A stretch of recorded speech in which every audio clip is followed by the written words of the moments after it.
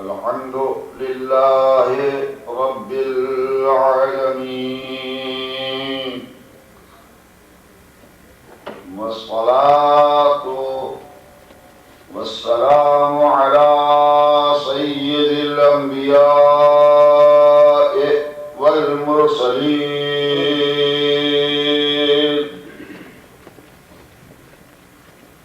المخاطب بطه وياسين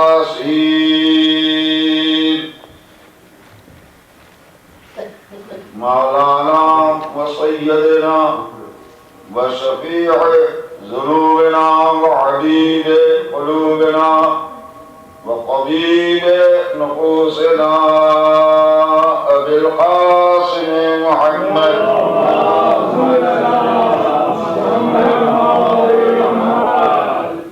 وآله الطيبين الطاهرين المعصومين المظلومين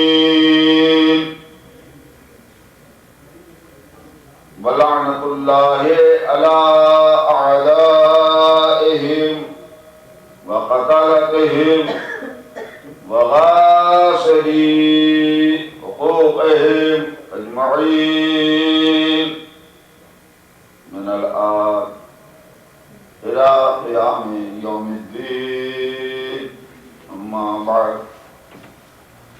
فقد قال سبحانه تبارك وتعالى وقوله الحق. بسم الله الرحمن الرحيم.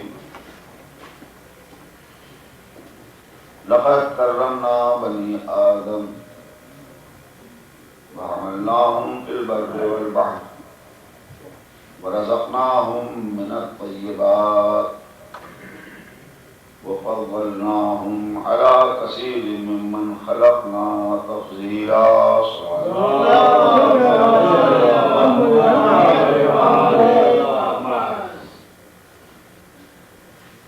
عزیزان محترم، پچھلی دونوں تقریریں نظرات کے ذہن میں ہیں.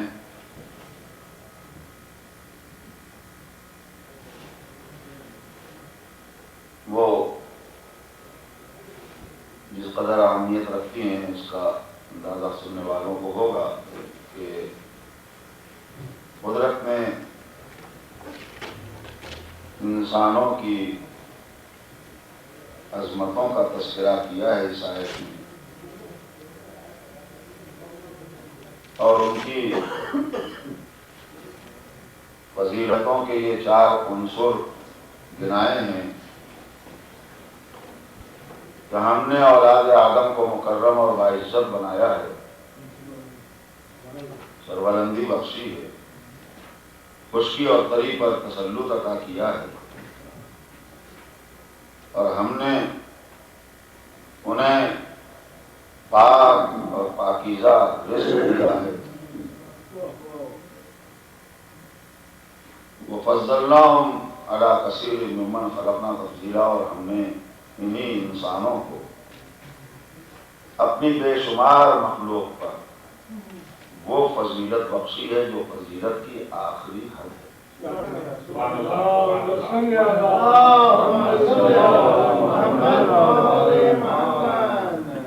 جب انسان خود اپنے کو پہچان لے گا تو پھر ان شخصیتوں کو بھی پہچانے گا کہ جو انسانیت کے لیے رہنما بن کے آئے تھے، اور جب ان کی معرفت حاصل ہو جائے گی تب اس ذات حکیم کی معرفت کا حق ادا ہوگا کہ جس نے ایسے رہنما ہم کو دیے. صلوات محمد.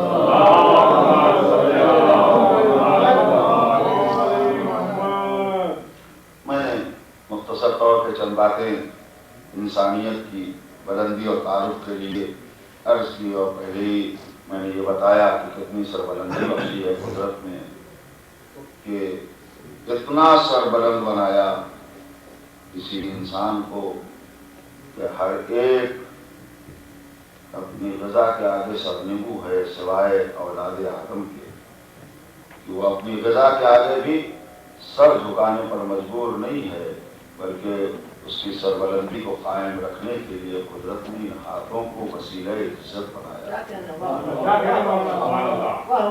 ہر ایک اپنی غذا اپنے منہ سے لے گا، لیکن انسان اپنے ہاتھوں سے اپنا لقمہ اپنے ذہن تک پہنچائے گا۔ یہ کوئی معمولی شرف نہیں ہے انسانیت کا۔ ان تمام چیزوں کو سامنے رکھتے ہوئے میں صرف مختصر طور پہ آج آپ کے سامنے اسی انسانیت کی بلندی کے سلسلے میں ایک مختصر سی گفتگو کروں گا، اور اس کے بعد اپنے سلسلہ بیان کو آگے بڑھاؤں گا۔ مل جل کر صلوات پڑھیے محمد۔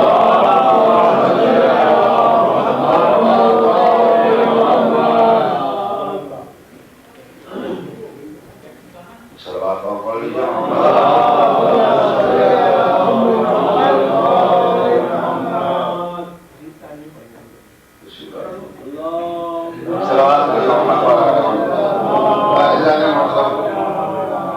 میری گفتگو جو ہے وہ اس بات پر ہے کہ انسانیت کو قدرت نے کتنا ممتاز بنایا ہے اپنی تمام مخلوق میں، اور اسی سلسلے کی ایک کڑی یہ بھی ہے کہ فلاسفہ نے انسانیت کی بلندی اور امتیاز کے لیے ساری کائنات کی مخلوق کو 4 حصوں میں تقسیم کیا۔ ایک کو جمادات کہا، دوسرے کو نباتات کہا، تیسرے کا نام حیوان رکھا، اور چوتھے مرحلے میں انسان۔ اور یہ بتایا کہ جمادات وہ ہیں کہ جو صرف جسم رکھتے ہیں اور کوئی صلاحیت نہیں رکھتے، نباتات وہ ہیں کہ جو جسم کے ساتھ ساتھ نمو اور بڑھنتی کی صلاحیت رکھتے ہیں، بڑھنے کی، لہذا وہ نباتات جو ہیں وہ جمادات سے افضل ہیں، اس لیے ان کے بعد دونوں چیزیں۔ اس کے بعد حیوانات کا مرتبہ دیا گیا کہ حیوان کے پاس جسم بھی ہے، نمو اور بڑھنے کی صلاحیت بھی ہے، اور اس کے ساتھ ساتھ حرکت بالارادہ بھی ہے۔ یہ بالارادہ کی قید اس لیے لگائی گئی کہ کوئی یہ نہ سوچ سکے اور کہہ سکے کہ درخت بھی تو ہلتے ہیں اور حرکت کرتے ہیں۔ درختوں کی حرکت اپنی ذاتی نہیں ہے، ارادے سے نہیں ہے۔ ہوا آئے ہلا دے ہلنے لگے، آپ کا ہاتھ شاخ کو ڈالی کو ہلا دے ہلنے لگے، لیکن وہ خود اپنے ارادے سے حرکت کی صلاحیت نہیں رکھتے۔ حیوانات میں یہ شرف ہے کہ وہ اپنے ارادے سے ہلتے ہیں، چلتے ہیں،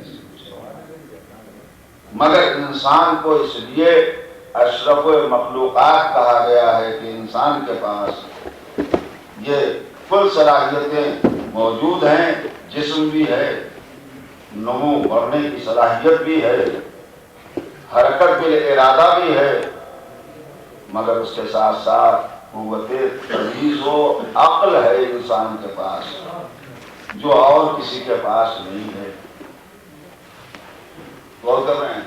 لہذا اس بنیاد پر انسانیت کو شرف حاصل ہے۔ صلوات پڑھیے محمد۔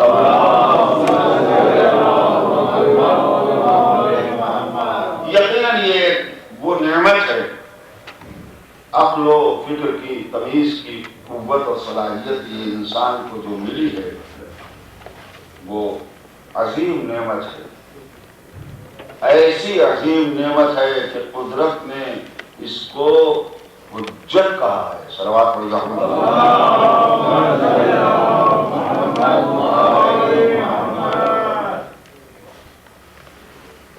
مگر اس کے بعد بھی ایک مرحلہ ہے، میں اپنی اس گفتگو کو زیادہ پھیلاؤں گا نہیں، صرف تمہید کے لیے میں نے یہ بات کہی ہے۔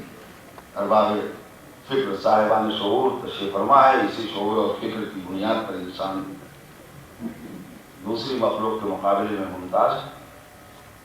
اس لیے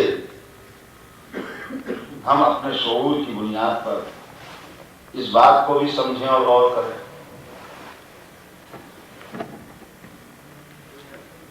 کہ قوت فکر، قوت عقل و تمیز جو انسان کو ملی ہے، کیا وہ ہر انسان کو یکساں ملی ہے؟ صلوات پڑھیے محمد۔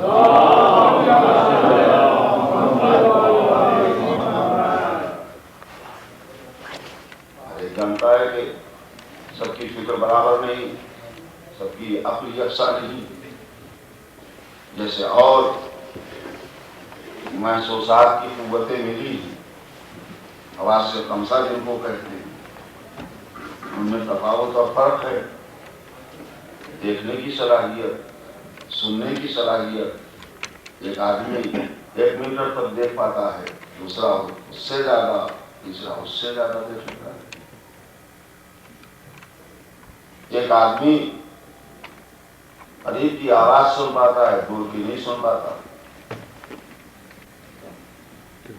مگر تفاوت اور فرق یہ اس بات کی دلیل ہے کہ ان محسوسات کے ذریعے سے کسی کا فیصلہ دوسرے کے لیے حجت نہیں۔ صلوات پڑھیے محمد توجہ کریں۔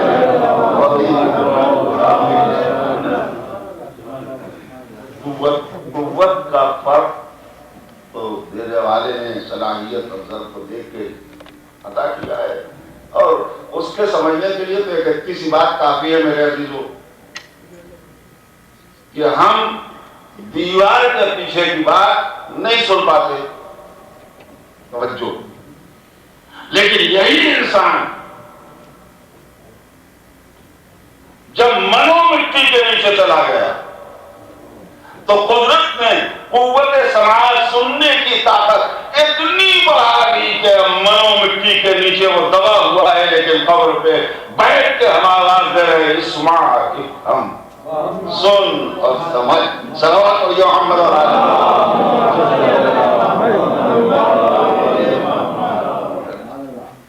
یہ بھی ایک مرحلہ ہے، جزیات میں وقت خرچ ہو جاتا ہے عزیزان محترم، کہ لوگ کہتے ہیں کہ مردوں کو یہ کیا بے عقلی کی بات ہے کہ تم اسمع ہم کہہ رہے ہو۔ نے کہا کیوں؟ ارے سیدھی سی بات ہے، جب تم اس کی کچھ نہیں سنتے تو تمہاری کیا سنے گا؟ یہ تو بے عقلی ہے۔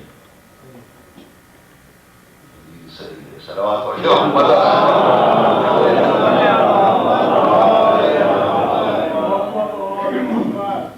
میں نے کہا ٹھیک ہے، اگر یہی قانون ہے کہ ہم اس کی نہیں سنتے تو ہماری کیا سنے گا، ہم کیوں پکاریں؟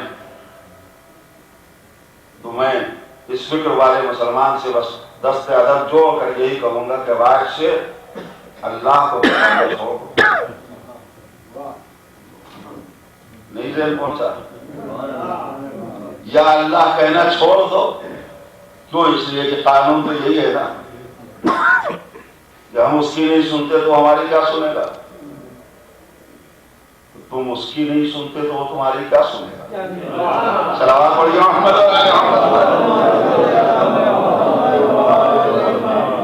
ہم تو واقعی بھی نہیں سنتے اور اصطلاحاً بھی اس کی نہیں سنتے، اس نے جو کچھ احکام کو دیے ہیں اس کے پابند نہیں بنتے، تو ہم اس کی تو کسی طرح نہیں سنتے، لیکن آواز آئے گی نہیں، کیسے مسلمان توبہ کرو۔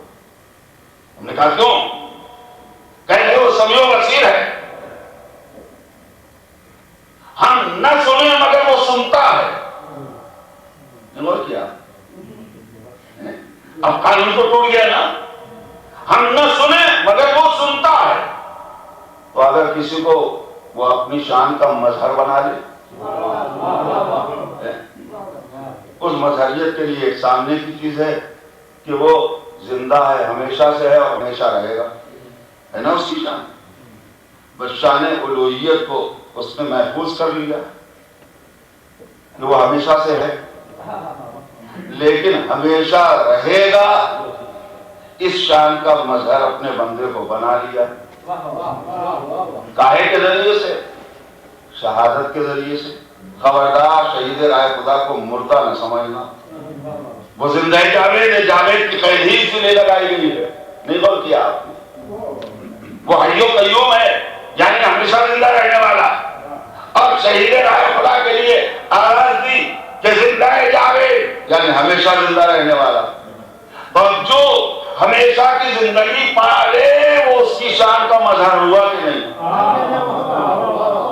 اور جب اس کی شان کا مظہر بن گیا، زندہ ہے، تو تمہارا قانون تو یہی ہے نا کہ مر گیا کیا سنے گا، کیوں پکارتے ہو؟ تو ہم بتانا چاہتے ہیں کہ تم سمجھتے ہو مر گیا، ہم سمجھتے ہیں زندہ ہے۔ صلوات محمد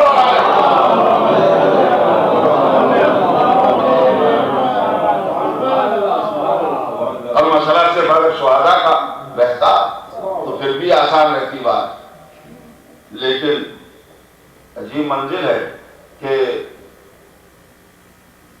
پیغمبر اسلام نے سارے مسلمانوں کو یقین دلایا، باور کرایا کہ میدان جہاد میں جو اللہ کی راہ میں جان دے دے وہی شہید نہیں ہے، جو محبت اہل بیت پر قائم رہ کر دنیا سے اٹھ جائے وہ بھی شہید ہے۔ صلوات پڑھیے محمد۔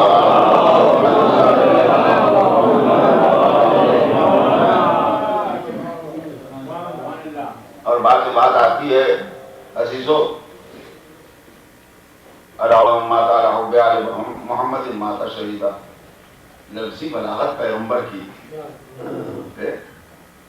ماتا علی حب آل محمد، جو محبت اہل بیت پہ مر جائے تو سیدھی سیدھی بات کی کہنا چاہیے تو وہ شہید، وہ شہید نہیں ہوتا ہے، جو محبت اہل بیت پہ مر جائے وہ شہید ہے۔ لیکن کیا کہا پیغمبر میں؟ ماتا شہیدہ، ماتا کی لفظ دہرائی ہے، محمد ماتا علی حب آل محمد ماتا شہیدہ، وہ شہید مرتا ہے۔ اٹھنے والی اس آواز کا جواب میرا پیغمبر پہلے سے دے کے گیا کہ وہ روئیں جو قائل ہیں ممات شہداء کے۔ دوسرا مثال تو آپ کو یاد ہی ہے کہ ہم زندہ جاوید کا ماتم نہیں کرتے، زندہ جاوید کا ماتم نہیں کرتے، یعنی مطلب کیا ہے کہ ہم شہید کو زندہ جاوید سمجھتے ہیں اور شہید کے لیے ممات کے ہم قائل نہیں ہیں، یہی نا مطلب ہوا۔ میرے عزیزو، یہ قرآن کی آیت کے خلاف ہے عقیدہ کہ نہیں؟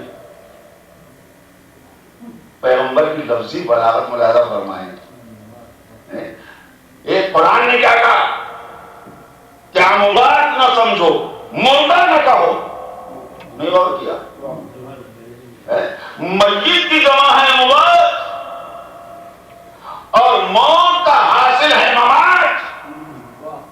پیغمبر نے بتایا کہ شہید راہ خدا کو موت تو آئے گی، ماتا شہیدہ، موت کے ذریعے سے وہ پہنچا ہے شہادت تک۔ لہذا ممات کا انکار قرآن کا انکار ہے، ممات اور چیز ہے اور اموات اور چیز ہے۔ صلوات علی محمد۔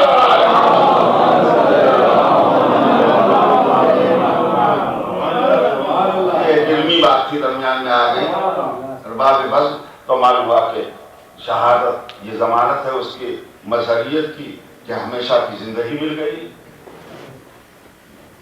اور جب ہمیشہ کی زندگی مل گئی تو اس کی شان کا مظہر بن گیا۔ اور عزیزو، ہم کس حد تک اس قرآن کے حکم پر عمل کرتے ہیں؟ شہید کو نہ مردہ کہو نہ مردہ سمجھو، دو آیتیں ہیں ایک ہی بات کے لیے، لفظیں صرف ایک لفظ بدل کے، ایک میں خبردار سوچنا بھی نہیں، سمجھنا بھی نہیں کہ مر گئے، لا تحسبن، اور ایک میں لا تقولوا، خبردار کہنا بھی نہیں کہ مر گئے۔ میں یہی سمجھتا ہوں کہ شاید بلاغت یہ ہے کہ قدرت نے نفاق کو ہر منزل میں گوارا کیا ہے، لیکن شہید کی زندگی اتنی پاکیزہ ہے کہ قدرت نے پسند نہیں کیا کہ نفاق کی ہوا بھی لگے۔ منافق کون ہے؟ نفاق کسے کہتے ہیں؟ زبان پر کچھ اور دل میں کچھ ہو، قدرت نے کہا نہیں، شہید کی زندگی اتنی پاکیزہ ہے کہ نفاق کی ہوا نہ لگے، جو دل میں رہے وہی زبان پر، جو زبان کا ہے وہی دل میں رہے۔ مانو کہ زندہ ہے اور کہو کہ زندہ ہے۔ میں نے کہا پالنے والے ہاتھ سے پہلے کہ یہی شہدائے راہ خدا کو ہمارے دین کی بنیاد ہے، ضمانت ہے تحفظ کی۔ ہم اس لیے ان کی زندگی کا یقین دلاتے ہیں کہ کوئی یہ نہ کہہ سکے کہ جو مر گیا اب اس کو سلام و پیام کیسا نہیں ہوتا، یہ سب تو زندہ کے لیے ہے۔ تو قدرت نے کہا ان کو زندہ کہو بھی اور مانو بھی، تاکہ تم یہ یقین کر سکو کہ یہ سلام کے بھی حقدار ہیں، کلام کے بھی حقدار ہیں۔ تو ہماری زیارتیں اس کی شاہد ہے کہ نہیں؟ میں صرف ایک چھوٹی سی بات کہہ کے پھر اپنے موضوع کی طرف آ جاؤں عزیزان محترم، اور وہ یہ کہ بتاؤ تم قرآن پر عقیدہ رکھتے ہو، شہید راہ خدا کو زندہ سمجھتے ہو کہ نہیں؟ اور چھوٹی سی بات بچوں کے یاد رکھنے کے لیے کوئی منطقی چیز نہیں ہے۔ شہدائے راہ خدا کی زندگی کا تمہیں یقین ہے کہ نہیں؟ لیکن قرآن نے کہا ہے مجبوری ہے، ماننا ہی ہے، ماننا ہی ہے۔ ہم نے کہا علامت پہچان ماننے کی، ہم کیسے سمجھے کہ تم مانتے ہو، یقین رکھتے ہو قرآن کی آیت پر، شہید راہ خدا کو زندہ سمجھتے ہو، اس کی پہچان؟ عزیزو، زندگی کی ایک علامت کیا ہے؟ آپس کا لین دین قائم رکھنا۔ میں نے ایک چھوٹی سی بات کہی ہے نا، زندگی کی علامت ہے کہ آپس کا لین دین باقی رہے، قائم رہے۔ اگر واقعی تم شہید کو زندہ سمجھتے ہو تو بتاؤ تمہارا کوئی لین دین ہے کہ نہیں؟ تمہارا کوئی رابطہ ہے کہ نہیں لین دین کا؟ اور ہم سے پوچھو تو ہم بتائیں کہ ہمارا رابطہ ہے لین دین کا۔ ہم منت و مراد کی شکل میں لیتے ہیں، نظر و نیاز کی شکل میں دیتے ہیں۔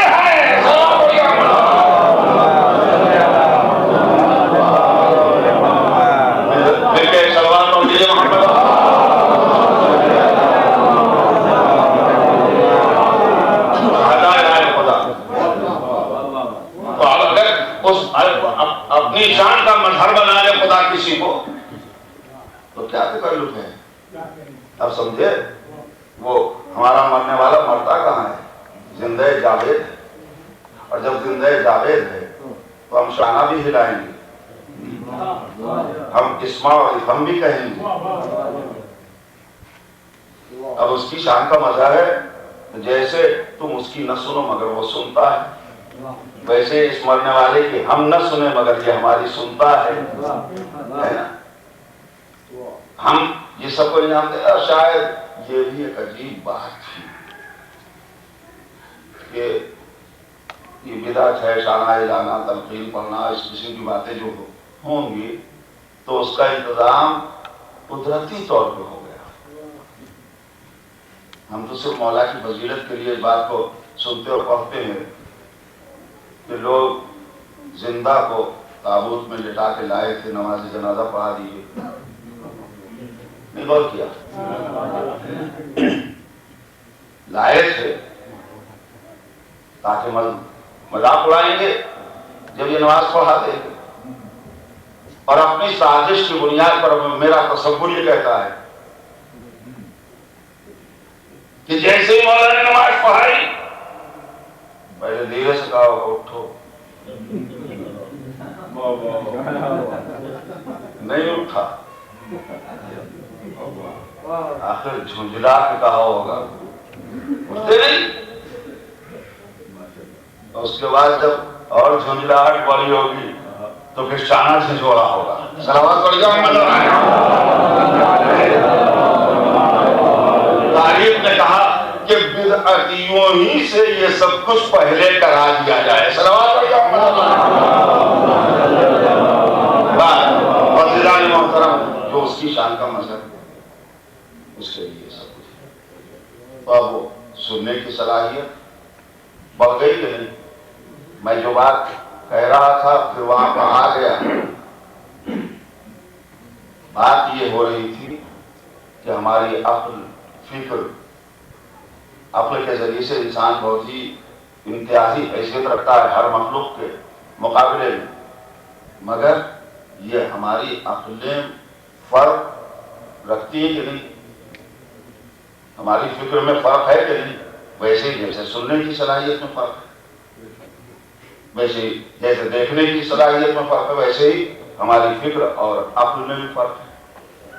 تو مسئلہ بہت نازک ہے. مسئلہ تو عقل کے حوالے ہے، عقل حجت ہے اللہ کی، لیکن یہ کمزوری اور کمی کسی ایک کے فیصلے کو دوسرے کو اوپر نافذ نہیں کرے گی، ہے نا؟ لیکن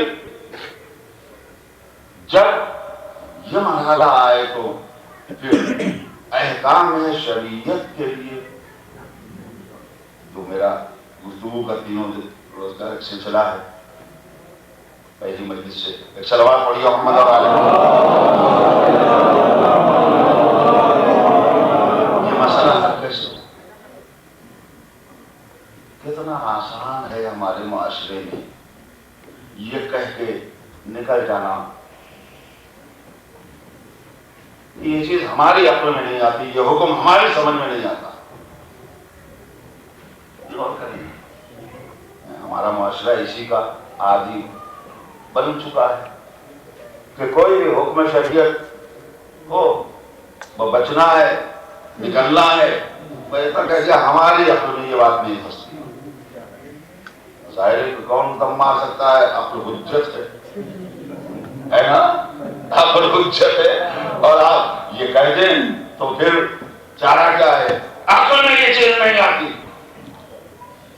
میرے عزیزو، اگر عقل میں ہماری عقل، یہ پہلے ہماری عقل میں اگر ہر چیز کی سمائی ہوتی اور ہم سب کی عقلوں میں فرق نہ ہوتا تو کسی نبی کو بھیجنے کی ضرورت نہیں. صلوات پڑھیے محمد اور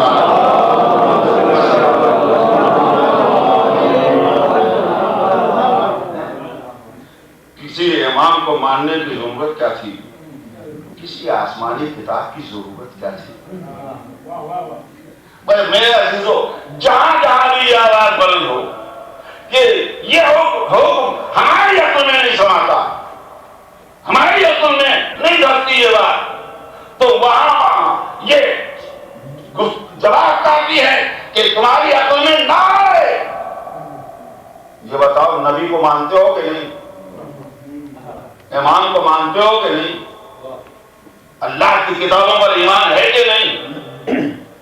تو جب تک نبوت کا عقیدہ ہے، جب تک امامت کا یقین ہے، جب تک قرآن اور آسمانی کتابوں پر ایمان ہے، یہ خود رہنما ہے کہ ہماری عقل بھی رہنمائی کی محتاج ہے. نہیں کیا؟ ہماری عقل بھی رہنمائی کی محتاج ہے، اس لیے کہ ہماری عقل محدود ہے، اور جب محدود ہے تو رہنما کی محتاج ہے میرے عزیزو. اور اسی رہنمائی کی بنیاد پہ عقل حجت ہے. توجہ، بار بار کہہ رہا ہوں میں، عقل حجت ہے، مگر ہماری عقل محدود ہونے کی بنیاد پر وہ ہر مرحلے میں حجت نہیں بنے گی. اگر کوئی شریعت کی بات ہماری عقل میں نہ سمائے تو یہ دیکھو کہ ہماری عقل میں نہیں آتی، لیکن ہم نے کل کا فیصلہ تو نہیں ہے.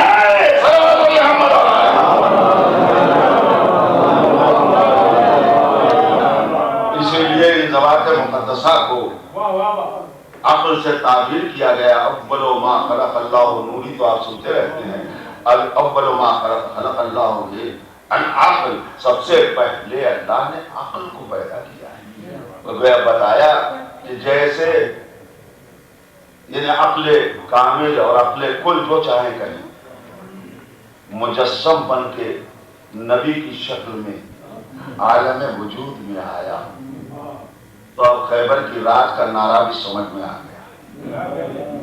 ازل کی اس گفتگو سے کہ سب سے پہلے جس چیز کو ہم نے پیدا کیا ہے وہ عقل ہے، اور مسلمات میں سے ہے کہ وہ میرا نبی تھا، میرے نبی کا نور تھا۔ تو اگر عقل کل نور کی شکل میں تخلیق کی منزل میں آ جائے تو اسے عقل سے پکارا جائے گا، عاقل نہیں، اسے عین عقل کہا جائے گا۔ تو اگر کوئی ایمان کی منزل میں عین ایمان بن جائے تو نبی کو کہنا پڑے گا آج کل ایمان جا رہا ہے۔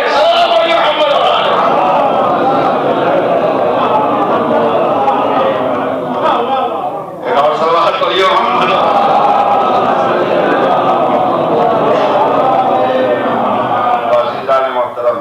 یہ ہے بنیادی گفتگو کہ انسان کے لیے تو رائے امتیاز ضرور عقل ہے، لیکن عقل کل کی بات قابل قبول ہوگی عقل ناقص کی بات۔ اس لیے شریعت کی اہمیت پہچانا آپ نے کہ شریعت ان افراد کے ذریعے سے ہم تک پہنچی ہے، کیوں؟ تاکہ یہ بات عقل کل کی ہو اور ہر ایک کے لیے حجت بنے۔ اب اس استنباط کا سلسلہ اجتہاد کے لیے اس وقت کوئی گفتگو نہیں کرنی ہے، پچھلی مجلس سے آپ کے ذہن میں ہوں گی، شاید وہی رہنما بن جائے، کافی ہے کہ ہم کو حکم خدا تک پہنچنا ہے، صرف اس لیے کہ یقین کا دروازہ اس وقت بند ہے اور ہم مکلف ہیں حکم خدا کے، تو حکم خدا کی تلاش کرنا ہے۔ اسے آدمی جو چاہے نام دے لے، لیکن اسی قرآن اور حدیث سے اور کلام معصوم ہی سے تو حکم خدا کو لے گا، تو اسی کا نام ہم اجتہاد رکھتے ہیں، آپ چاہے جو چاہے نام رکھیں۔ صلوات پڑھیے محمد۔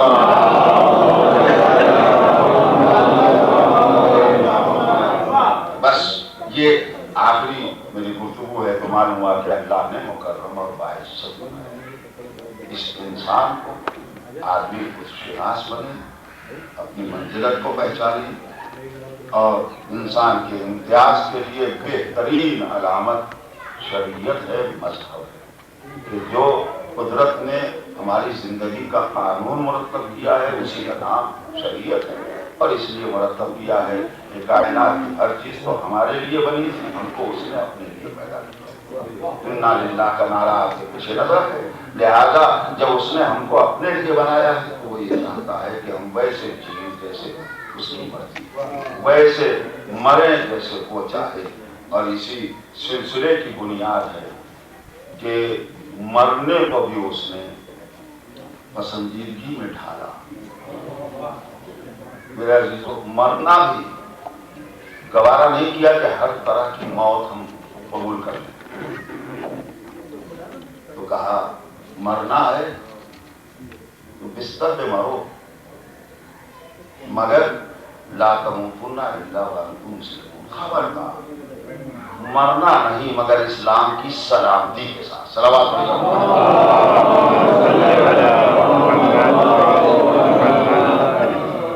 ہاں، کل نفس ذائقۃ الموت، ہر اعلان عام ہے، ہر ایک کے لیے موت، کوئی بچ نہیں سکتا، لیکن پسندیدہ موت مرو۔ تو قدرت نے بتایا کہ ہمیں وہ مرنا پسند ہے کہ جو اسلام کی سلامتی کے ساتھ ہو، اور یہ بھی ایک لمحے ذکریہ ہے عزیزان محترم کہ پکارا بھی اس کو، یا ایھا الذین آمنوا اتقوا اللہ حق تقاته ولا تموتن الا وانتم مسلمون، اے ایمان والو، ہر ایک کو نہیں پکارا، اہل ایمان سے کہا ہے کہ خبردار۔ اس کا مطلب یہ ہے کہ مومنین کے لیے خطرہ ہے کہ مرے تو مسلمان بھی نہ رہے۔ نہیں، یہ بات نہیں اترے گی دل میں ذرا۔ صلوات پڑھیے محمد۔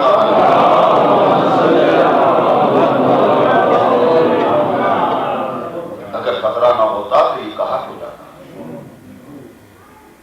اور اگر آپ اجازت دیں تو میں یہ بھی کہہ سکتا ہوں لفظ بدل کر کہ ہر ایک کو پکارا ہے. مسلمانوں سے نہیں کہا کہ تم مسلمان ہو تو مرتے وقت تک اسلام سلامت رکھے. نہیں بات کر رہے ہیں. یا الذین آمنوا کہا ہے نا. تو میں کہنا چاہتا ہوں کہ ہر ایک کو نہیں پکارا ہے, علی کو کے چاہنے والوں کو پکارا ہے. آپ کہیں گے وہ کیسے؟ میں کہوں گا پڑھ لو جناب المودت علامہ سلیمان قندوزی کی کتاب, اس میں یہ کھلی ہوئی روایت پیغمبر کی لکھی ہوئی ہے کہ پیغمبر نے فرمایا اے علی ایمان کے 3 جز ہیں, 3 حصے ہیں ایمان. جناب المودت کی حدیث ہے, ایمان کے 3 جز. پہلے جس نے تمہاری محبت کا زبان سے اقرار کر لیا اس کو 1 جز ایمان کا ملا.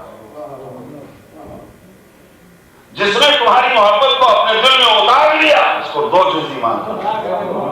اور آخری فطرہ سنیں, اور پیغمبر نے فرمایا ہے علی جس نے تمہاری محبت کا اپنے آداب دوارے سے اعلان کر دیا کامل ایمان ہے. سلام علیکم.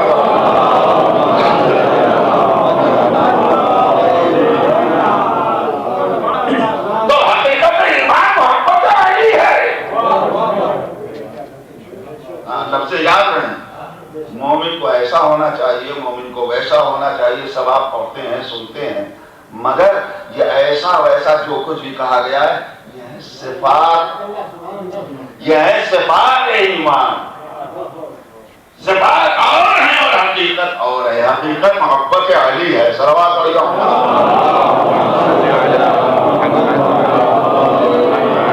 تو جو حقیقت ہے ایمان محبت علی ہے تو ایمان والوں کو پکارا گیا ہے, یعنی علی کے چاہنے والوں کو پکارا ہے قدرت میں. انہیں کے لیے خطرہ ہے ایسا نہ ہو کہ مرے تو مسلمان بھی نہ رہ جائیں. کہاں مولا یہ بات برداشت کر سکتے ہیں, لیکن قرآن مجید کا پیغام ہے, مجھے اس کے سنانے میں کوئی تعامل نہیں ہے. البتہ دلوں کو مطمئن کرنے کے لیے میں صرف ایک فقرہ کہہ کے بات کو آگے بڑھانا چاہتا ہوں. ذرا مل جل کر کے ایک سوال پڑھیے.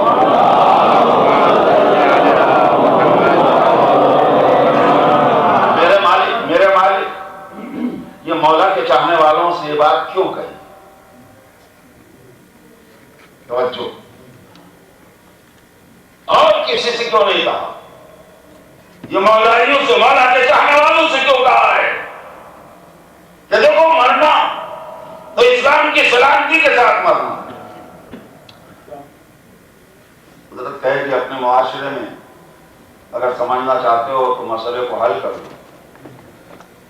تم کسی راستے سے جا رہے ہو, دیکھا تم نے کچھ بچے غلط کام میں لگے ہوئے ہیں, غلط روش اختیار کی ہے انہوں نے, تم چلے گئے, کوئی احساس بھی نہیں ہوا, لیکن جانے لگے تو ایک مطلب تمہارا خود اپنا بیٹا سامنے آیا.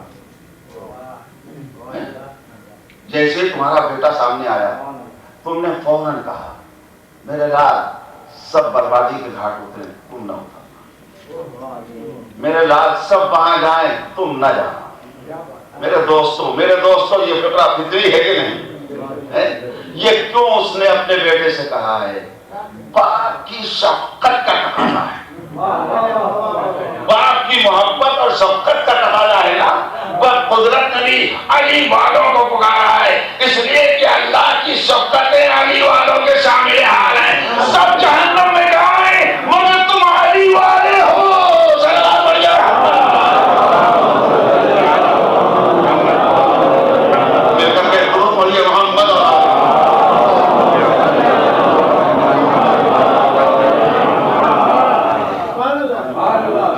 عزیزان محترم, یہ مختصر سی میری گفتگو تھی اس سلسلے کی کہ شریعت نے ہمیں ممتاز بنایا ہے اور اس شریعت کے جو ذمہ دار ہیں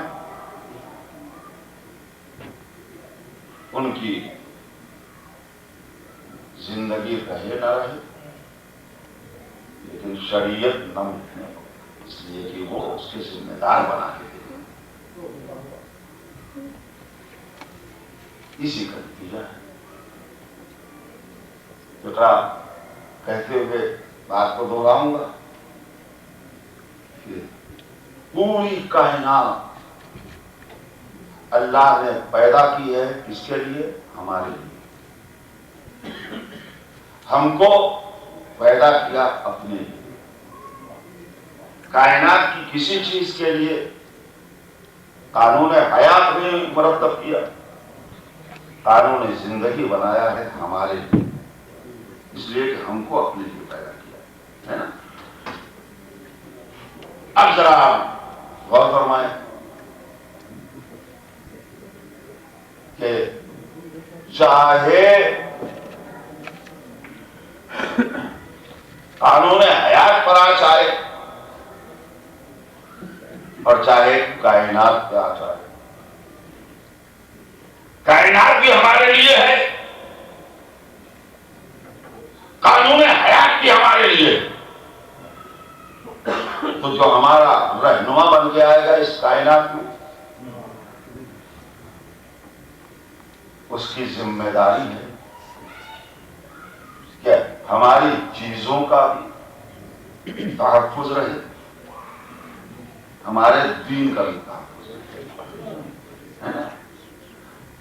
میرے عزیزو، کربلا اسی کا نتیجہ ہے. توجہ کریں، میں نے شاید عرض کیا ہو، نہیں کیا ہے تو سن لیجیے کہ امام حسین علیہ السلام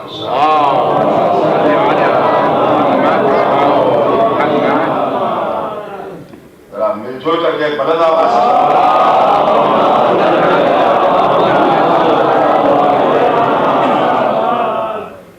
سید الشہداء نے، ہمارے تیسرے امام نے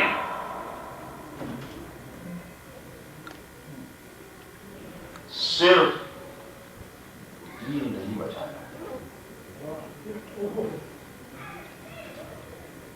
اتنی بڑی قربانی دے کر پوری کائنات بچائی.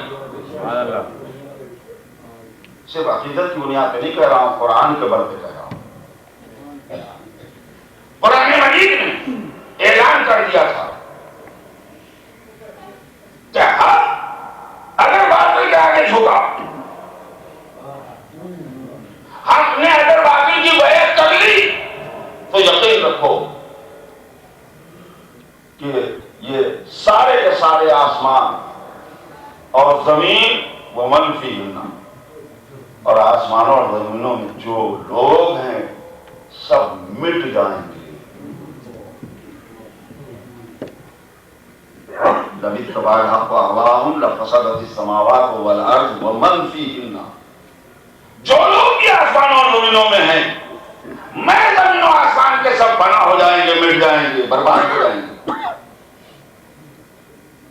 یہ اعلان قرآن کا برحق ہے کہ نہیں؟ اب انصاف سے بتاؤ کہ میرے آقا نے اگر بیعت کر لی ہوتی تو آج اس کائنات کا پتہ ہوتا.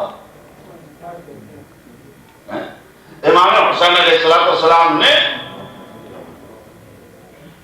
انکار بیعت کر کے بھرے گھر کی قربانی دے کر اس پوری کائنات کو بچا لیا. دو ہی چیزیں اس دلیل کے ساتھ قرآن میں قدرت نے بیان کی ہیں.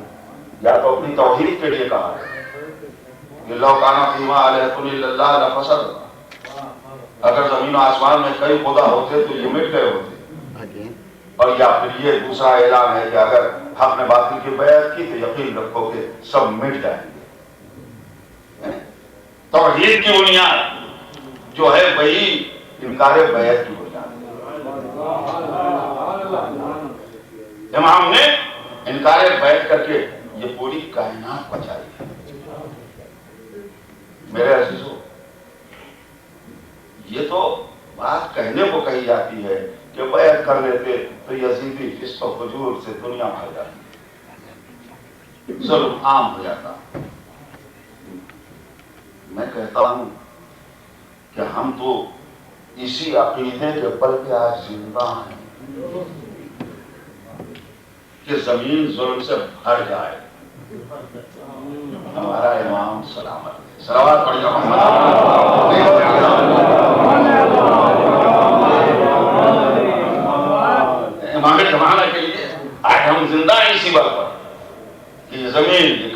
ظلم سے بھر جائے، ہمارا امام موجود ہے، جب چاہے گا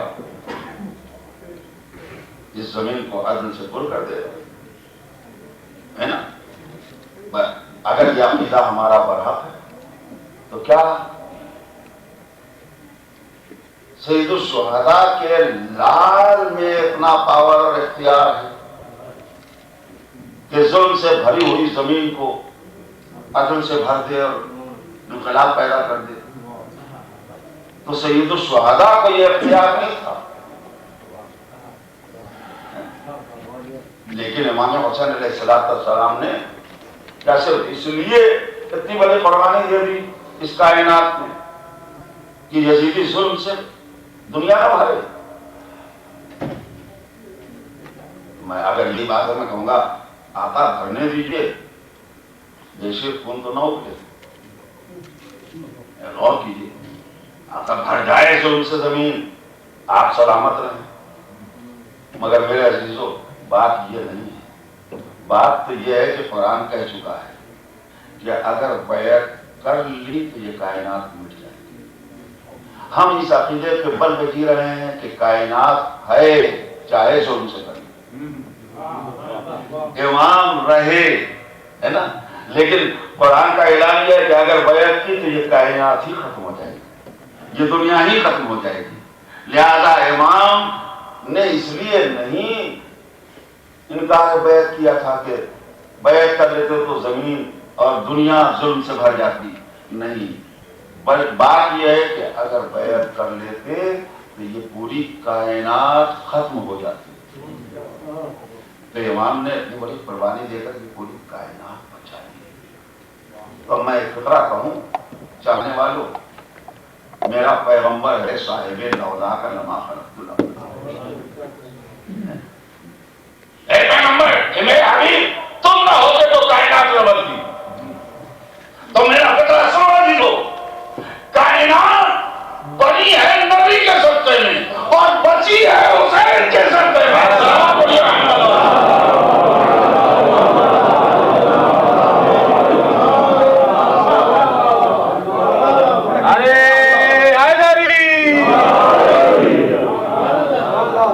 کائنات بنی ہے میرے نبی کے طفیل میں صدقے، اور آج قائم ہے، بچی ہے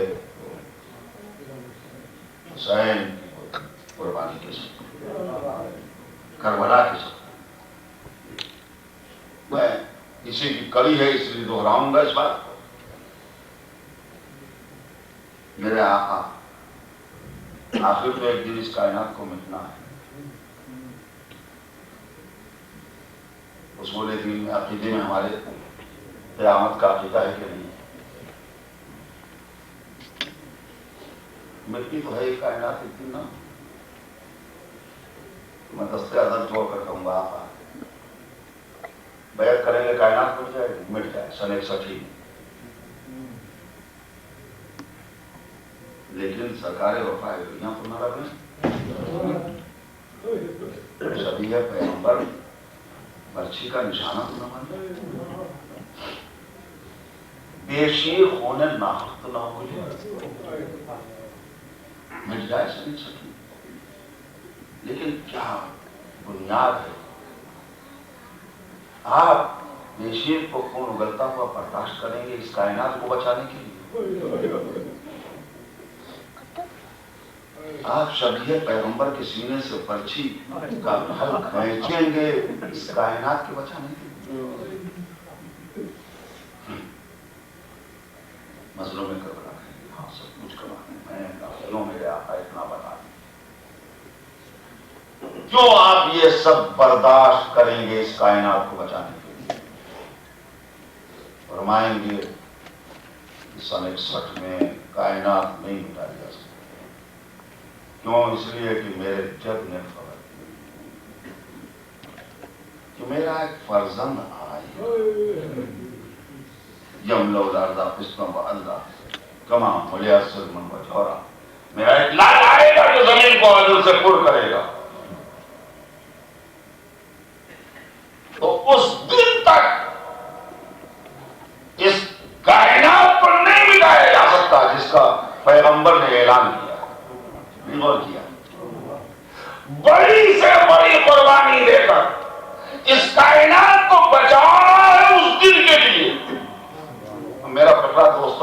سن لو، بات تمام ہو جائے عزیزان محترم۔ کربلا کی عظیم ترین قربانی کی بنیاد ظہور امام حسن ہے۔ سلام پڑھیے محمد۔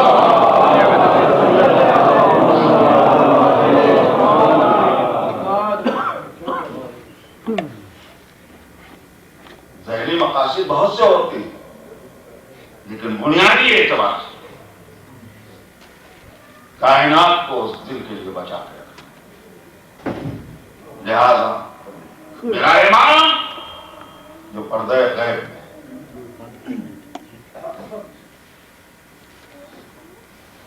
اس کے ظہور کا مقدمہ اور بنیاد یہی وجہ ہے، یہی وجہ ہے کہ جب امام آئے گا تو میرا امام یہ نعرہ نہیں بلند کرے گا، یہ کلمہ پڑھنے والوں اٹھو میں آ گیا اسلام کے دشمنوں سے بتائے، ذکر آپ سنتے رہتے ہیں۔ امام یہ نہیں کہیں گے میرے چاہنے والوں اٹھو میں آ گیا اپنے باپ کے قاتل سے بدلا لیں۔ امام نعرہ بلند کرے گا، کیا اثرات حسین، اے حسین کے خون نام کا بدلہ لینے والوں اٹھو میں آ گیا۔ میرے عزیزو، یہ فقرہ بتا رہا ہے، یہ فقرہ بتا رہا ہے کہ کیوں یہ نعرہ بلند ہوگا۔ اس لیے بلند ہوگا کہ اگر کربلا نہ ہوتی تو کائنات نہ رہتی، کائنات نہ ہوتی تو آج یہ ظہور کا دن مجھے نصیب نہ ہوگا۔ کربلا تو یہ دین کے محافظ، ذمہ دار، کربلا نے تحفظ کیا ہے اس کائنات کا، اور اس کائنات کی حفاظت کے لیے کتنی قربانیاں دی، اور یہ سلسلہ در سلسلہ سارے ائمہ کی جو قربانی کی زندگیاں ہیں، سب کا جواب ہے۔ ہر ایک ان میں سے کون یہ نہیں اختیار رکھتا تھا کہ ایک دستے بددعا مثلا کھا لے گا۔ پچھلے انبیاء نے عذاب مانگا تو امتیں مٹ گئی کہ نہیں؟ یہی معصوم ہیں، رہنما ہیں اللہ کے دین کی، لیکن یہ ساری تکلیفیں مسلسل جو معصومین نے برداشت، اسی ایک منزل کے لیے صلوات پڑھیے محمد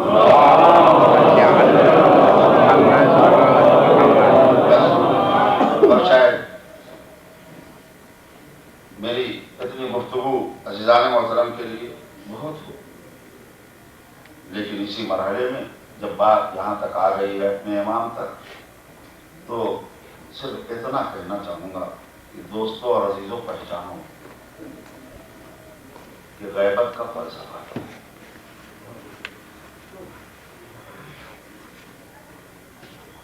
اور ڈرو اس دن سے بھی کہ جس دن تاریخ اپنے کو دہرائے۔ کل امتیں اپنی آسمانی کتابوں کی بشارت کی بنیاد پر آخری نبی کا انتظار کر رہی تھی، تو تاریخ گواہ ہے کہ یہی یہود و نصارا جو دور اپنا وطن، ملک، جائیداد، خاندان چھوڑ چھوڑ کے آئے تھے حجاز میں، کہ ان کی کتابوں نے بتایا تھا کہ مکے سے ایک آخری پیغمبر آئے اور شدت کے ساتھ انتظار کر رہے تھے اپنی نبی کا۔ اب یہ ہے کہ تاریخیں گواہ ہیں، جن آنے والوں کو قریش نے بڑی اذیتیں دی، ان کا گھر لوٹا، ان کے ناموس سے حملہ کیا، قتل و غارت مچائی ہے، مگر اس کے باوجود یہ اپنے انتظار میں اتنے مضبوط تھے، اتنے پختہ تھے کہ ہر ظلم کو برداشت کیا نبی کے انتظار میں۔ آج اسی کا تو آئینہ ہے نا، یہ چاہنے والے اس فشار میں مبتلا ہیں، امام آخر کے انتظار کرنے والے ہر جگہ اذیتیں برداشت کر رہے ہیں نا۔ تاریخ کو ملا کے دیکھ لو، کل آخری نبی کا انتظار کرنے والے بے چین تھے اور ہر سختی کو جھیل رہے تھے، برداشت کر رہے تھے، صرف آخری نبی کے انتظار میں اور اس خواہش میں، تمنا میں کہ جب نبی آ جائے، ظاہر ہو جائے تو دیر نہ لگے کلمہ پڑھنے میں اور نبی کے اوپر ایمان لانے میں۔ اور آج ہم بھی اپنے امام کے منتظر ہیں، ہر تکلیف کو برداشت کیے ہوئے ہیں کہ ہمارا امام آئے تو ہماری نصرتیں اس کے لیے ہے نا۔ لیکن تاریخ گواہ ہے کہ جب نبی آ گئے تو چند کے علاوہ سب پلٹ گئے نہیں، بلکہ نبی سے نبرد آزما ہو گئے، نبی کے مقابلے میں آ گئے۔ جتنی یہ اسلامی جنگیں گئی آتی ہیں، یہ سب اسی کا نتیجہ نکلیں گے۔ قرآن نے کہا ہے کہ ایسا نہیں کہ وہ پہچانے نہیں نبی کو۔ میرے دوستو، قرآن نے کہا ہے اس طرح سے پہچانتے تھے جیسے جوڑواں بیٹوں کو باپ پہچانتا ہے۔ اللہ محفوظ رکھے اس دن سے کہ ہم اس شدت سے اپنے امام کو منتظر ہیں۔ خدا نخواستہ اعوذ باللہ ایسا نہ ہو یہ امام آئیں تو ہم مت کے مقابل ہوں۔ اور کیوں غیبت ہے؟ آپ نے پچھلی مجلس میں اجمالی طور پر یہ بات سنی ہے نا کہ قانون بنانا نبی کا کام، بنے ہوئے قانون کا نفاذ امامت کے حوالے، کائنات کے لیے یہ اکیلا مذہب اللہ کا دین، لہذا جب تک کائنات پہ اسلام کا پرچم نہ ہو اسلام کی حقانیت سامنے نہیں آ سکتی۔ غور کریں، لہذا اس دن کا آنا ضروری ہے جس کی ذمہ داری امامت کے حوالے، لیکن پہلے ہی مرحلے میں جب میرا مولا مسجد کوفہ میں جانے لگا، تھکے تو نہیں؟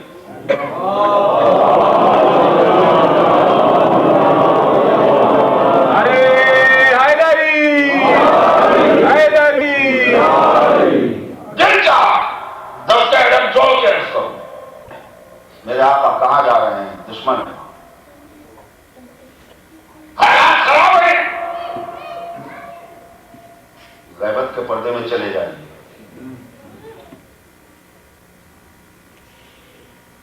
11 اماموں سے میرا یہی سوال، دستے ادب جوڑ کر آقا، امامت کا فریضہ ہے کائنات کے اسلام کا پرچم،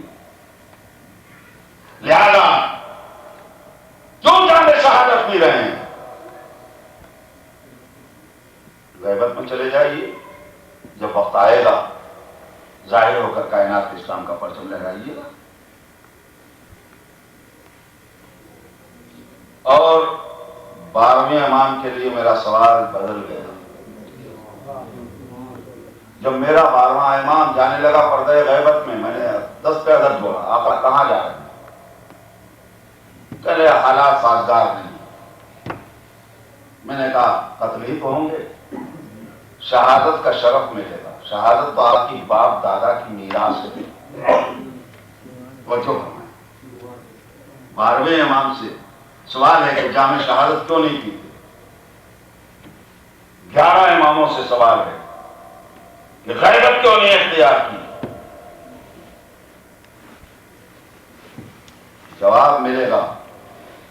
امامت نبوت کی نیابت کا نام ہے. تم یہی سوال نبوت کے پاس لے جاؤ، جواب مل جائے گا. میں نے پچھلے انبیاء سے سوال کیا کیوں آپ نے موت کا استقبال کیا، کیوں آپ نے جام شہادت کیا. نبی کا کام ہے دین کی تکمیل. توجہ کریں، نبوت کا فریضہ ہے قانون سازی، تکمیل مذہب کی. ابھی اکملتوں کی سند نہیں ملی، لہذا آپ کیوں موت کا استقبال کر رہے ہیں. اور جب آخری نبی تک بات پہنچی اور میرا نبی شعیب ابو طالب کی غیبت اختیار کرنے لگا. 3 سال کی غیبت میرے نبی کی ہے کہ نہیں؟ ہاتھ جوڑ کر میں نے کہا کہ میرے نبی کہاں جا رہے ہیں غیبت کے پردے میں جان بچانے کے لیے؟ کہنے ماحول ٹھیک نہیں ہے. میں نے کہا قتل ہی تو ہوں گے، تو شہادت تو انبیاء کی میراث ہے. آخری نبی سے سوال ہے کہ شہادت کا شرف کیوں نہیں لیتے؟ انبیاء کی میراث. پچھلے انبیاء سے سوال ہے کہ ابھی اکملتوں کی سند نہیں ملی، حالات ناسازگار ہیں، تو آپ غیبت کے پردے میں چلے جائیں. اور کر رہے ہیں. جواب کیا ملے گا؟ ہر نبی سے، میرے دوستوں عزیزوں، بات میری تمام ہو رہی ہے، ہر نبی سے جواب ملے گا کیا ہمیں موت کا استقبال کرنے دو، ہمیں شہادت کا جام پینے دو، گھبراؤ نہیں. ہم اپنی جگہ پہ اپنے جیسا معصوم نبی چھوڑ کر جا رہے ہیں جو دین کو مکمل کرے گا، ہے نا؟ لہذا شرف لے لے دو ہمیں شہادت کا. اور جب آخری نبی سے میں نے کہا کہ شہادت تو انبیاء کی میراث ہے، آپ کہاں جا رہے ہیں غیبت کے پردے میں، تو جواب کیا ملے گا؟ عزیزوں، چاہنے والوں، جواب ملے گا کہ میں آخری نبی ہوں. ابھی اکملتوں کا اعلان نہیں ہوا. نبوت کا فریضہ ہے دین کی تکمیل. لہذا جب تک اکملتوں کی سند نہ مل جائے میرے لیے جینا واجب ہے، شہادت حرام. صلوات پڑھیے محمد.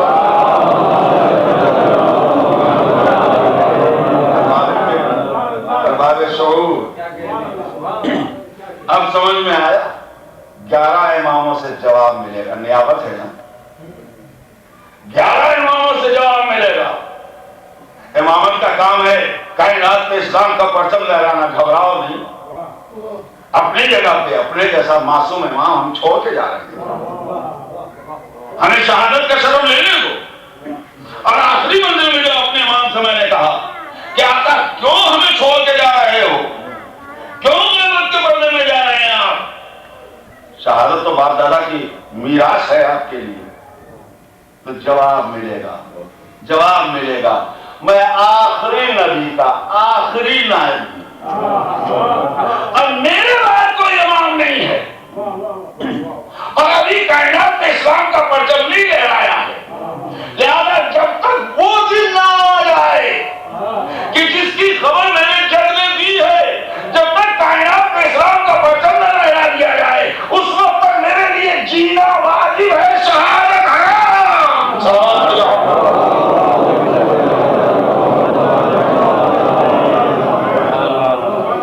غیبت کا ایک چھوٹا تھا فلسفہ اگر غور کرے آدمی تو سمجھ میں آئے.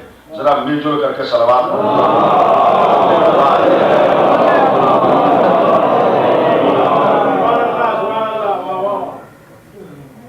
اور جب بات آ گئی تو یہیں کے اوپر یہ بھی عرض کر دوں کہ بعض چیزیں ایسی ہوتی ہیں جن سے اختلاف مشکل ہوتا ہے. اصطلاحی اعتبار سے تو ہمارے امام کے لیے غیبت کے دو حصے بتائے گئے، ایک غیبت صغرا، ایک غیبت کبریٰ۔ غیبت صغرا وہ 69 برس کی زندگی، 4 نائب جس میں بنائے گئے، اس کے بعد غیبت کبریٰ۔ لیکن میں اگر کہہ سکتا ہوتا تو میں یہ کہتا کہ غیبت صغرا وہ 69 برس والی زندگی نہیں، غیبت صغرا وہ 5 برس والی زندگی ہے۔ صغرا ایک مناسبت سے، غیبت صغرا وہ 5 برس کی زندگی ہے۔ یہ 69 برس کی زندگی جس میں 4 نائب امام کے گزرے، یہ غیبت صغرا نہیں ہے، یہ تو غیبت کبریٰ کی ٹریننگ کا ایک پیریڈ ہے۔ صلوات محمد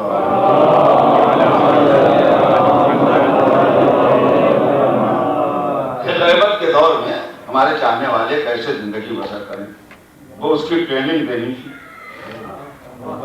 تربیت دینی تھی، جو تقریباً ایک انسانی زندگی ہوتی ہے، ایسا 70 برس کی ایک انسانی زندگی بھر آنے والے دور کے لیے ایک تربیت اور ٹریننگ کا زمانہ گزرا، جس میں یکے بعد دیگرے 4 نائب بنائے گئے، اور طریقہ یہ بتایا گیا کہ تم رابطہ ہمارے نائب سے رکھو اور نائب ہم سے رابطہ رکھو۔ کیا ہمارا رب اس سے ہوگا، تمہارا رابطہ ان سے ہوگا۔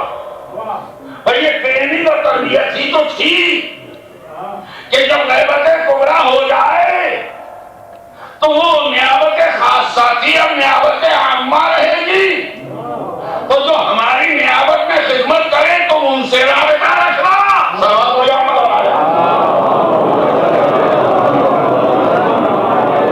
تاکہ ہماری دینی ضرورتیں پوری ہوتی ہیں اور کریں آپ۔ لیکن اگر کہا جائے تو غیبت صغرا وہ 5 برس والی زندگی ہے، اس لیے کہ غیبت صغرا کے معنی کیا ہے؟ کسی نے دیکھا، باقی سب نے نہیں دیکھا۔ میں نے آسان جہاں کے دنوں غیبت صغرا کے معنی ہے نا، باقی سب نے نہیں دیکھا، تو یہ 5 برس کی زندگی ایسی ہی تو ہے میرے امام کی۔ تاریخوں نے بتایا کہ کل 40 علماء تھے کہ جنہوں نے اس 5 برس کی مدت میں میرے امام کی زیارت کی۔ اب وہ کیوں 40 علماء کو زیارت کرائی گئی، ہم کیا جانے مصلحت امامت کی، لیکن ظاہری اعتبار سے تاریخ نے موقع پیش کر دیا کہ جب دربار میں خاندان کی ایک ہستی نے یہ دعویٰ کر دیا کہ امام حسن عسکری کے کوئی اولاد نہیں ہے، لہذا وارث ہم ہیں بھائی ہیں،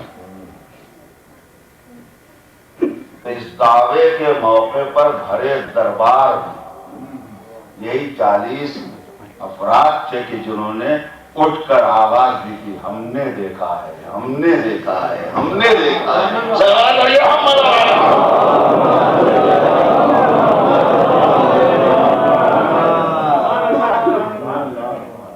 عزیزو بات پہچانی؟ اب رہ گئی بات غیبت کی، تو یاد رکھیے میرے آخری امام کے لیے غیبت پیدائشی،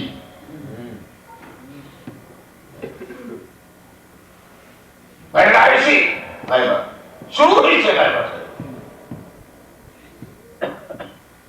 میں نے سوچنا شروع کیا کہ ایک دم سے یہ غیبت ہمارے اس امام کے لیے کیوں ہے؟ ایک چھوٹا سا، چاہے اس کو فلسفہ کہیے اور چاہے مصلحت کہیے، میرے عزیزو، میری سمجھ میں یہ آیا کہ یہ اللہ کی آخری حجت ہے، اور جب وقت آئے گا تو یہ کائنات پہ اسلام کا پرچم، یعنی ہر ایک پر اسلام کا قانون نافذ ہوگا نا، امامت کا پردہ نفاذ ہے قانون، توجہ کریں گے، شاید عجب نہیں مصلحت یہ ہو کہ قدرت نے پسند نہیں کیا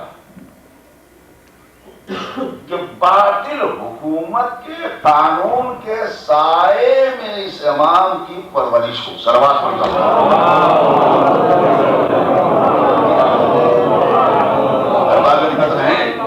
ابتدائی سے لے کر تاکہ کل کو جب یہ کائنات پہ اسلام کا پرچم لہرائے اور اللہ کا قانون نافذ کرے تو کوئی یہ نہ کہہ سکے کہ کل تو تم ہمارے قانون کے سائے میں پلے ہو، آج ہم پر اپنا قانون نافذ کرنے آئے ہو، تانا بھی نہ مل سکے۔ سلام محمد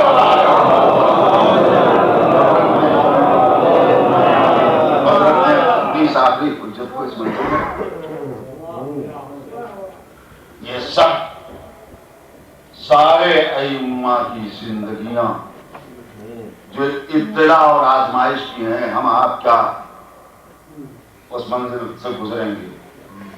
ہمارے لیے تو صرف یہی سکون ہے، جتنی بھی مصیبتیں پڑیں جب ہمارے ائمہ نے سب کچھ برداشت کیا اور کر رہے ہیں، ٹھیک ہے،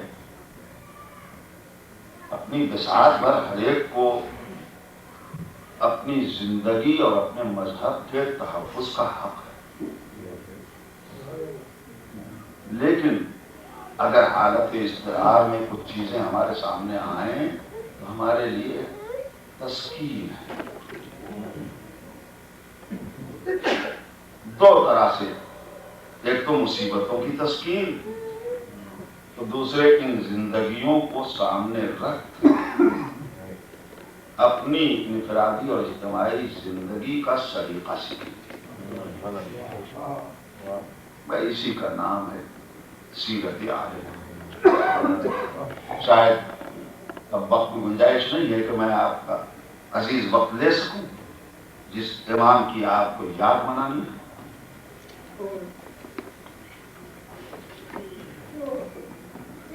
منصوب ہے جس سے یہ تعلق،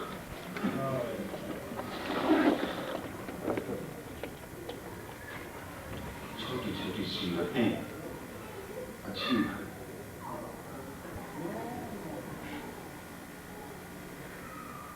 حمام میں یہاں ماحول دوسرا ہے، لیکن عراق ایران میں بڑے حمام ہوتے تھے اور لوگ جاتے ہیں نہانے دھونے کے لیے، ایک بڑا ہال اور اس میں پائپ کہ وہاں آدمی صابن لگائے اور اس کے بعد پھر حوض میں جا کے طہارت کر لی۔ روایت کہتی ہے کہ ایک نابینا تھا، اندھا تھا، اور فرزند رسول ہمارے اور آپ کے 8ویں امام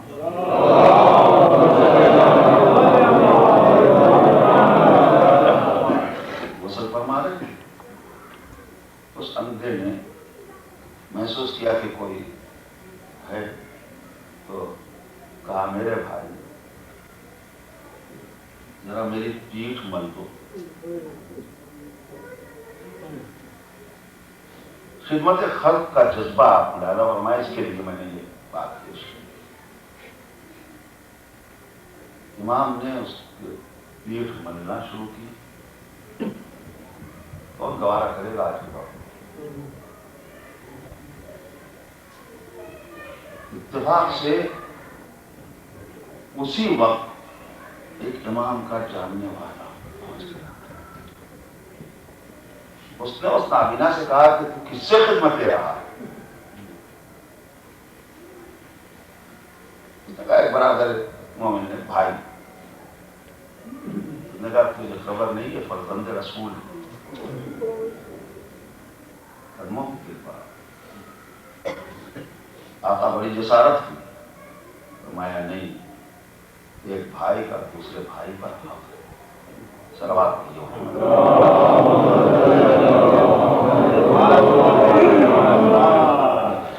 یہ خدمت کا جذبہ تھا.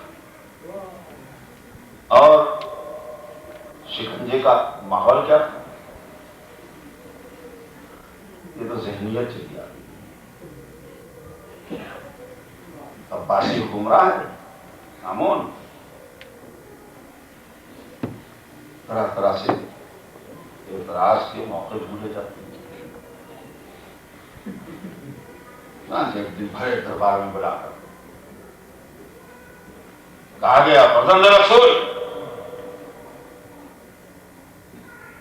آپ کو ہم پر کون سا شرف حاصل ہے، امتیاز حاصل ہے؟ آپ بھی نبی کے خاندان سے جس کا کلمہ سب پڑھتے ہیں، ہم بھی اسی نبی کے خاندان سے ہیں، لہذا کیوں آپ کو ہم پر فوقیت؟ تصورات ملاحظہ فرمائیں. اور اس کا جواب کیا تھا؟ ایسے افراد کے سامنے الہی نصوص تھوڑی پیش کی جائیں. جواب ایسا جو سب کو چپ کر دے. میرے عزیزوں، میرے امام نے کیا جواب دیا ہے سنو گے؟ تھوڑا سا تو امام کا ذکر مختصر سا ہو جائے. امام نے کیا جواب دیا؟ کہ مامون یہ بتا، اگر ابھی نبی آیا اور تجھ سے بیٹی مانگے تو دے گا کہ نہیں؟ اس نے کہا بسد افتخار. یہ تو افتخار تھا ہی بیٹیاں دینا.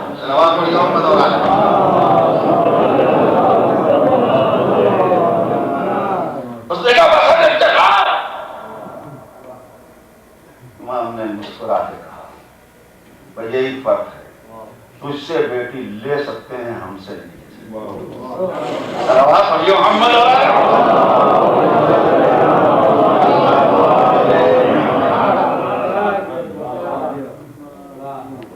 صرف خاندان سے تیرا تعلق ہے، ہمارا نسل سے تعلق. یہ سارے حالات گزرتے رہے. یہ ولی عہدی کوئی محبت میں تھوڑی دی گئی تھی. میرے عزیزوں، یہ سیاست کی بنیاد پہ، سیاست بھی یہ تھی کہ دو بھائی تھے.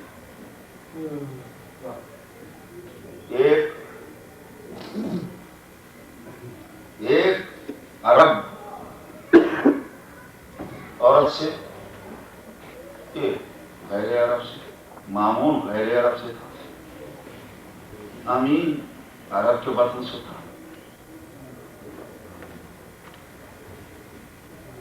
عرب کو گوارا نہیں تھا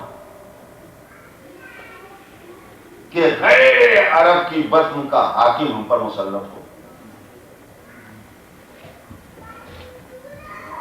اس نے امین کا قتل کرایا. وہ سب تاریخ میں الجھنا نہیں ہے کہ راستہ اپنے لیے صاف کیا، مگر یہ ایک جذبہ تو تھا نا کہ غیر عرب کے بطن سے جو پیدا ہوا ہے وہ عرب پر حاکم بن جائے، یہ برداشت نہیں.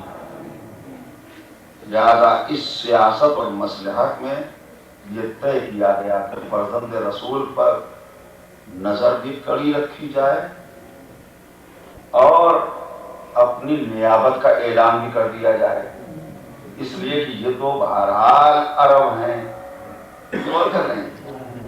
لہذا اس مصلحت سے سیاسی نقطۂ نظر سے نیابت دی گئی تھی. ہزار معذرت کے باوجود امام کو مجبوراً قبول کرنا پڑا. اور مرحلہ جب آیا کہ جگہ جگہ پہ امام نے پہچانوا دی. اس سے زیادہ آپ کے سامنے عرض کرنا ہے، عارف نے بتایا کہ ایک موقع عیدگاہ تک جانے کا ملا،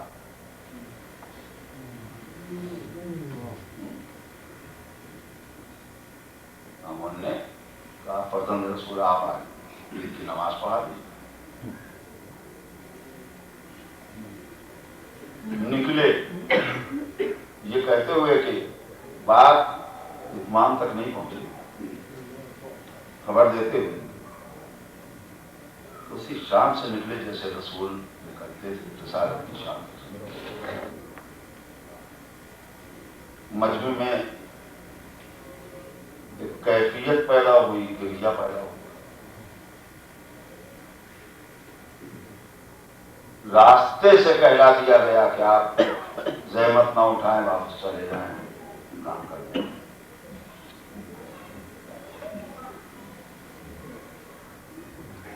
مجبوری اپنی جگہ پر ہے، مگر ایک موقع ایسا آیا، آپ کہیں گے گزر کر دیا ہوتا نہ نکلے ہوتے، نہیں سوچیں گے، لیکن میرے عزیزو امام نے حجت پائی یہ بتانے کے لیے کہ حق ہمارا ہے، چھینا گیا ہے۔ صلوات پڑھ لو۔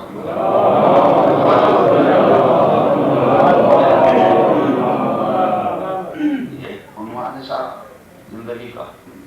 امام کو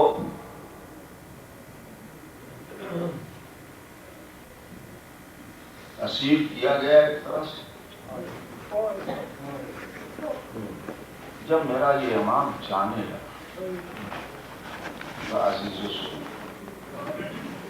غربت، تنہائی اور اسیری کی زندگی کتنی سخت،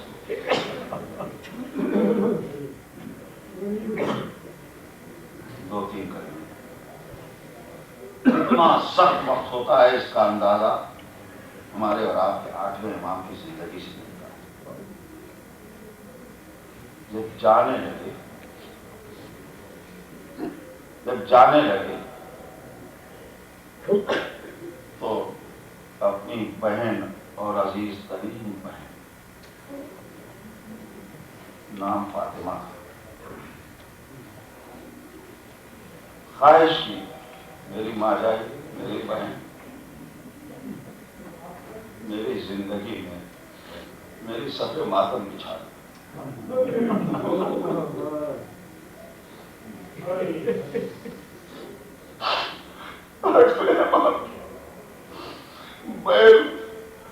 سب ماتم بچھائی، زندہ ہے امام،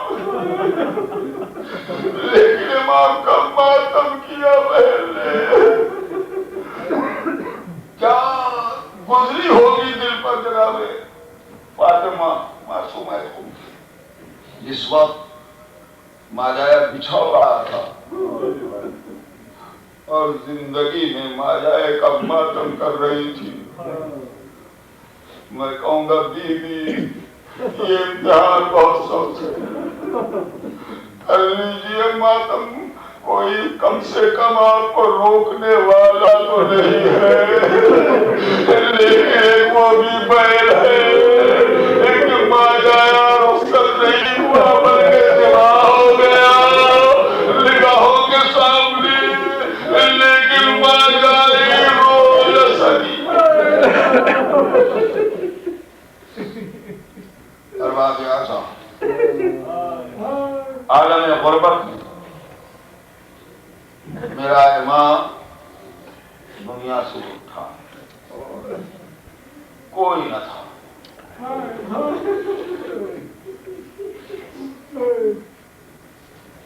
جناب سلمان فارسی کے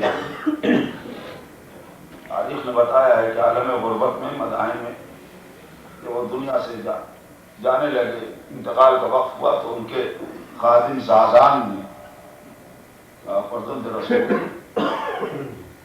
آپ کی نماز جنازہ کون پڑھائے گا، آپ کو دفن کون کرے گا، آخری رسوم کون انجام دے گا؟ جناب سلمان نے فرمایا زادان چادر ڈال دینا اور دروازے پر در پر بیٹھ کے انتظار کرنا، میرے آخری رسوم کو وہی انجام دے گا جس نے نبی کے رسوم کو انجام دیا۔ اور روایتوں نے بتایا کہ تھوڑی دیر نہ گزری تھی کہ مولا کائنات پہنچ، اور خطرہ یہ ہے جناب سلمان فارسی کے سراہنے سے شملہ گوشہ چادر پر ہٹایا، دیکھتے ہی فقہ ہے کہ فتبسم، جناب سلمان مسکرا دیے دیکھ کر بولا فہما ان یقعد، اور چاہا کہ تعظیم میں اٹھ کے بیٹھے۔ مولا نے کہا خود اللہ سلمان اب تکلیف ساقط ہے، اپنی حالت پہ پلٹ جاؤ۔ میرے عزیزو، یہ جب منزل ہے سلمان کی، تو آل محمد میں اگر کوئی عالم غربت میں دنیا سے اٹھے گا، میرا امام مطمئن ہے کہ آخری وقت میں میرا لال آئے گا۔ یہ ہوا کہ جب غسل کی منزل آ گئی تو کمسل بیٹا آتے جانی شان کے ساتھ پہنچ گیا۔ امام محمد قصیر نے بات کو غسل دیا، کپل بنایا، بات کی تجہیز و تکبیر کے فریضے کو ادا کیا۔ میں کہوں گا اے محمد قصیر کے لیے یہ سچ منزل تھی کہ عالم غربت میں آخری وقت میں آپ بات کے سہارے نہیں تھے، لیکن آپ پہنچ گئے۔ لیکن وہ ایمان کیا کرے جو موجود ہے، لیکن اطلاع کیسا ہے۔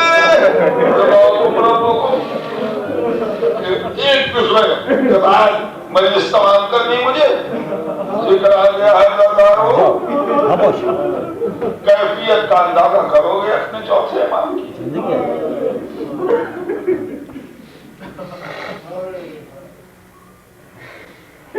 مرتبہ بے شیر بھی جھولے میں سلامت نہیں رہا، اس وقت کا ایک ذرا سا منظر، اور مجلس تمام، بے شیر بھی اب جھولے میں موجود نہیں ہے، اور آخری آواز استغاثہ میرے مظلوم امام نے پلٹ کی۔ کیسا درد کہ مقادر نے لکھا ہے کہ صاحب پر بیمار امام سے چھوڑا، اور ایک ٹوٹا ہوا نیزہ سنبھال کر اس کا سہارا لے کر بستر بیماری سے اٹھنے کا گیا امام۔ پھوپھی اور بھتیجے کی ایک ذرا سی گفتگو سن لو اور مجلس تمام۔ رونے والوں، دور سے ثانیہ زہرا نے دیکھا، آواز دی میرے لال کیا ارادہ ہے؟ پھوپھی اماں میرا بابا مقتل گیا، پھوپھی اماں میرا بابا مقتل گیا۔ ثانیہ زہرا کے لیے کتنا سب وقت تھا کیسے بیٹے کو تسکین میں۔ عزیزو، کتنا یہ ملتا ہے کہ بیوی نے بڑے درد کے ساتھ کہا، ہاں میرے لال تم سچ کہتے ہو، تو تیرا بابا مقتل میں اکیلا ہے، مگر میرے لال تم تو بیمار ہو نا، نہ سن سکو گے جواب اپنے چوتھے امام کا سن لو۔ مجلس کا ادا کر لے دارو، میرے لال تم تو بیمار ہو نا، بیمار سے جہان ثابت ہے، کیسے جواب سنو گے اپنے چوتھے امام کا؟ میرے دل ایک مرتبہ میرے امام جائے سر بھری اور آواز دی، بھوکی اماں آپ سچ کہتی ہے، بیمار سے جہان ثابت ہے، لیکن بھوکی کے بیٹے سے باپ کی محبت ثابت ہے۔ ارے یہ پہلا تھا جب تاؤ نہ رہ گئی، میرا امام غصہ کے رشتے گرا، وہ مظلومہ